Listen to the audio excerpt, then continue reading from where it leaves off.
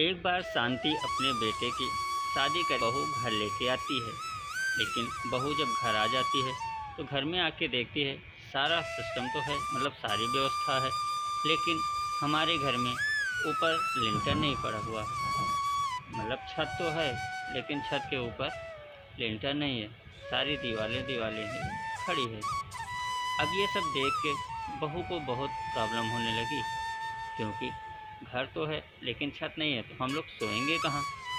अच्छा, प्रिया की अब पहली सुहाग रात थी। सुहाग रात तो किसी तरह बीत गया, लेकिन जब वो खाना बनाने लगी तो उसको वहाँ पे गर्मी चढ़ गया, क्योंकि धूप बहुत थी, ऊपर छत नहीं था। अब रात को जब वो सोने गई तो अचानक बारिश ज़ोर से होने लगी।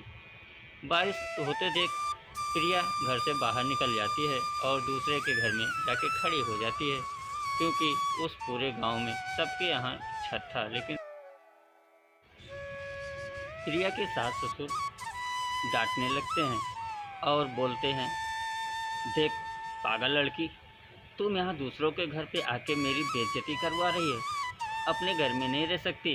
प्रिया बोलती है, अरे माँ जी, इतनी तेज की बारिश हो रही है, हम बारिश में भला कैसे रहेंगे। प्रिया के पति और उसके ननद दोनों उसको वहाँ से पकड़ के ज़बरदस्ती लेके आते हैं। किसी तरह रात बीत जाती है। दूसरे दिन सुबह प्रिया सोचने लगती है, आखिर इस घर में ये सब हो क्या रहा है, मुझे तो बात करनी होगी, नहीं तो इसी तरह ये चलता रहेगा। प्रिया एक दिन गांव में जाके दूसरों के यहाँ उससे पूछती है, ये बताइए हमारे यहाँ ये कैसी व्यवस्था है, जब पूरे घर के आदमी, तो यहाँ सब पूरे गांव में छत है लेकिन सिर्फ हमारे घर में ही छत नहीं है। उसके पड़ोस वाली बोलती है, अरे देखो, ऐसी बात मत बोलना, अगर तुम्हारे सास ससुर को पता चल गई तो दोबारा तुमको बाहर नहीं निकलने देंगे।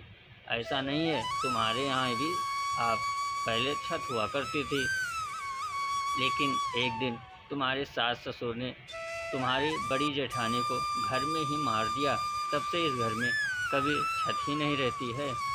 ये सब सुनते ही प्रिया को समझ आ गया कि अब हमें करना ही क्या है।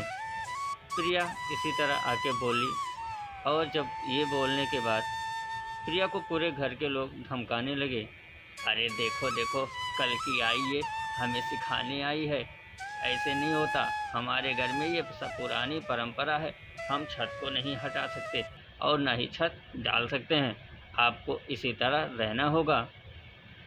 प्रिया बोलती है, देखो माँ जी, मुझे ऐसे रहने नहीं आता है, क्योंकि हम ऐसे नहीं रह पाते हैं।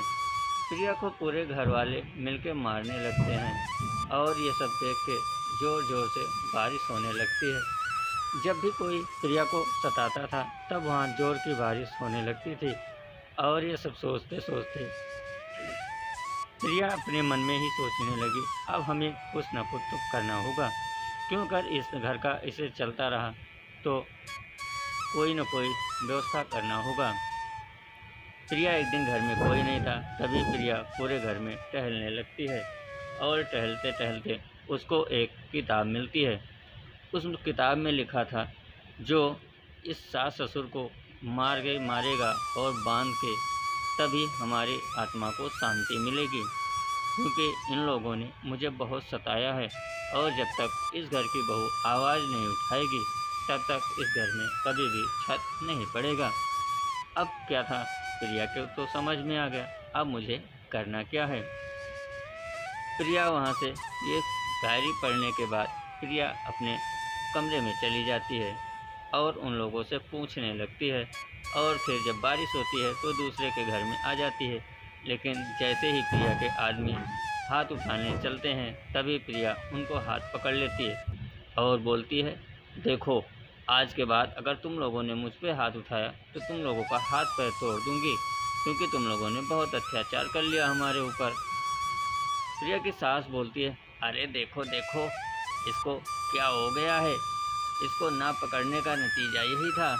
प्रिया लाके उन लोगों को घर में बांध देती है और अपने घर में तुरंत मिस्त्री बुला के लेंटर डलवाने लगती है। और मिस्त्री बोलते हैं, देखो, मैं पहले ही बहुत सारे बार काम कर चुका हूँ, लेंटर नहीं रुकता है, प्रिया बोलती आज या तो लिंटर रहेगा या तो आज ये लोग रहेंगे। अगर लिंटर नहीं पड़ा तो आज इन लोगों को इसी घर में मैं दफना दूंगी, क्योंकि इनको दफनाने के बाद ही मेरी जेठानी को शांति मिलेगी।